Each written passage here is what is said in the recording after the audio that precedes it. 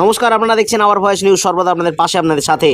আজকে আমরা পেয়েছি ডক্টর বি.আর. আম্বেদকর চ্যারিটি স্কুলের প্রিন্সিপাল তথা বিশিষ্ট সমাজসেবী এবং বিজেপি এসসি মোর্চার রাজ্য সম্পাদক ডক্টর কঙ্কন কুমার গুড়ি মহাশয়কে। আমরা কয়েকদিন আগে জানতে পেরেছিলাম আমতায় এক তপশিলি জাতির অন্তর্গত বিজেপি কর্মী ভোট পরবর্তী হিংসার শিকার হয়েছেন। বর্তমানে আমরা জানি বিদায়ী সরকার তৃণমূল কংগ্রেস হেরে যাওয়ার পরেও তাদের হারমাদ বাহিনীরা নিরীহ বিজেপি কর্মীদের উপর অত্যাচার চালাচ্ছে। এই অত্যাচারের খবর পেয়ে মাননীয় কঙ্কন কুমার গুড়ি মহাশয় সেই এটা অ্যাকচুয়ালি হয়েছে 29 তারিখ রাত্রে, এবং রাত্রিতে আমি খবরটা পেয়েছি। যেহেতু আমি সারা রাজ্যের বেশ কিছু জেলাতে আমি মহিলা স্বনির্ভর গ্রুপ নিয়ে কাজ করি, ওখানেও আমার কিছু গ্রুপ আছে। তো যার যেখানে প্রবলেম হয় সেখানে আমরা যাতায়াত করি। কদিন আগে আমরা ডায়মন্ডে গিয়েছিলাম, ডায়মন্ড সাগরে একটা প্রবলেম হয়েছিল, সেটাও আমাদের এই দলিত সম্প্রদায়ের মানুষ ছিল, তাদের উপর আক্রমণ হয়েছিল। আমরা গিয়েছিলাম, আমার সাথে আমার এই 24 জেলার বিভাগ ইনচার্জও ছিল গোপালবাবু।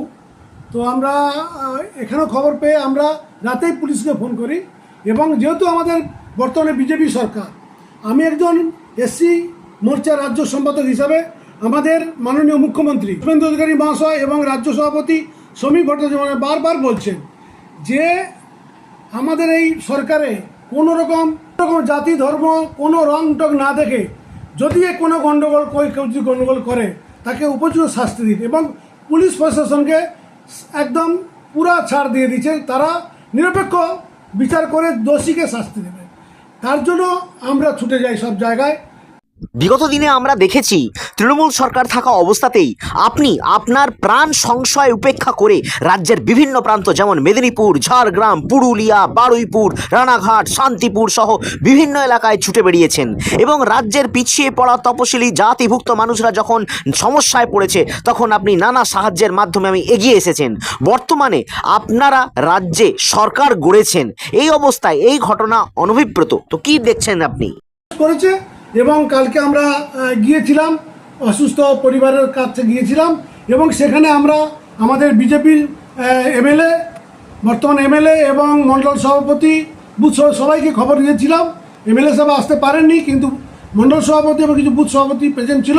অসুস্থ সমীর কোলের বাড়িতে আমরা একটা মিটিং করেছিলাম, সেখানে দেখা গেল, এবং মণ্ডল সভাপতিও স্বীকার করেছে যে যেভাবে মারা হয়েছে, অ্যাটেম্প টু মারা, মানে উনি মরে যেতে পারতেন, যেভাবে রক্তাক্ত হয়েছে। সবাই দেখলাম যে খুব গুরুতরভাবে অন্যায় করেছে উনি, তবুও আমরা সবাই মিলে চেষ্টা করেছিলাম যে কীভাবে এটা মীমাংসা করা যায়।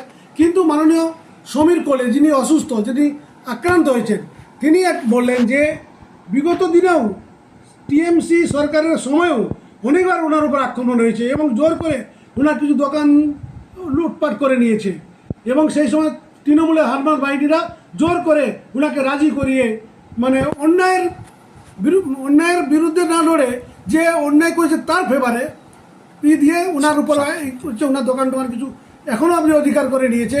এবং আজকে বিজেপি সরকার আমলে সেই একই ঘটনা, সেই জন্য তিনি বলছে যে কোনোভাবে আমি এটাকে মার্সি করতে পারবো না, কারণ এ ধরনের ঘটনা টিএমসির আগলে টিএমসিরা আমার উপর অনেক অত্যাচার করেছে।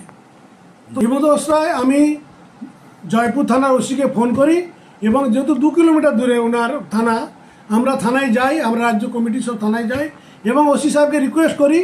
উনিও স্বীকার করেছে এই গেঞ্জি ফেঞ্জি যে রক্তাক্ত অবস্থা উনি দেখে, এবং স্পটে উনিও দেখেছেন। সেই জন্য আমার অনুরোধ আমাদের মাননীয় শুভেন্দু অধিকারী মহাশয় এবং রাজ্য সভাপতি সমীর ভট্টাচার্য মহাশয় যে নির্দেশ, সেই নির্দেশে আমি ওসিকে রিকোয়েস্ট করে এসেছি এই দোষীর যেন দৃষ্টান্তমূলক শাস্তি হয়, এটা আমি অনুরোধ করে এসেছি।